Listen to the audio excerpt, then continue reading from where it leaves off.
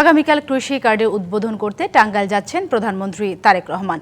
সরকার প্রধানের আগমন ঘিরে উচ্ছ্বসিত জেলার সর্বস্তরের মানুষ। স্টেডিয়াম মাঠে চলছে মঞ্চ ও প্যান্ডেল তৈরির কাজ। এরই মধ্যে অনুষ্ঠানস্থল পরিদর্শন করেছেন কয়েকজন মন্ত্রী, প্রতিমন্ত্রী।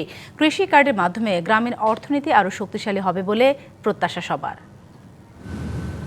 বিএনপির নির্বাচনী ইস্তেহারে ছিল কৃষক কার্ড প্রবর্তন। সেই প্রতিশ্রুতি পূরণ হচ্ছে বাংলা নতুন বছরের প্রথম দিন থেকে। কৃষি কার্ড উদ্বোধন অনুষ্ঠানের জন্য প্রস্তুত টাঙ্গাইল। এই কার্যক্রমের উদ্বোধন করবেন প্রধানমন্ত্রী তারেক রহমান। জেলা স্টেডিয়ামে অনুষ্ঠানস্থল পরিদর্শন করেছেন মন্ত্রী, প্রতিমন্ত্রীরা। তারা বলেন, কৃষি কার্ডের মাধ্যমে ভর্তুকি, প্রণোদনা ও সরকারি সহায়তা সরাসরি কৃষকদের হাতে পৌঁছে যাবে। মাননীয় প্রধানমন্ত্রীর নিজের চিন্তার একটা ফসল। কৃষক যেন প্রতিটা ক্ষেত্রে তার পণ্যের ন্যায্য মূল্য এবং ন্যায্য অধিকার পায়। এ কারণেই এই কৃষক কার্ড চালু করা হয়েছে।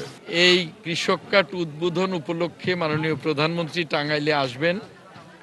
টাঙ্গাইলবাসী আমরা আনন্দিত, আমরা উজ্জীবিত। আমরা মনে করি যে এটা টাঙ্গাইলবাসীর জন্য অনেক বড় একটা সম্মানের বিষয়। 200-র বেশি সার্ভিস ও ফিচারে লেনদেনের সব বিকাশ অ্যাপে সম্ভব। সারা দেশের স্টেডিয়ামগুলোর উন্নয়নের কথা বলেন ক্রীড়া প্রতিমন্ত্রী।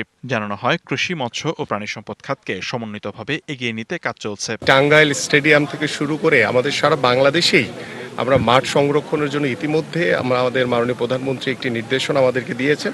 আশা করি আপনাদের এই টাঙ্গাইল স্টেডিয়ামের গ্যালারি থেকে শুরু করে জিমনেশিয়াম, যেখানে যেখানে যে সমস্যা রয়েছে সেগুলো আমরা দ্রুতই সমাধান করব।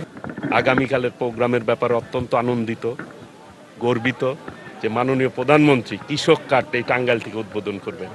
এটি ঐতিহাসিক একটি দিন। কৃষকদের ডিজিটাল প্ল্যাটফর্মে নিয়ে আসতেই কৃষি কার্ড একটি যুগান্তকারী উদ্যোগ। এতে গ্রামীণ অর্থনীতি আরও শক্তিশালী হবে বলে প্রত্যাশা সবার। DBC news desk.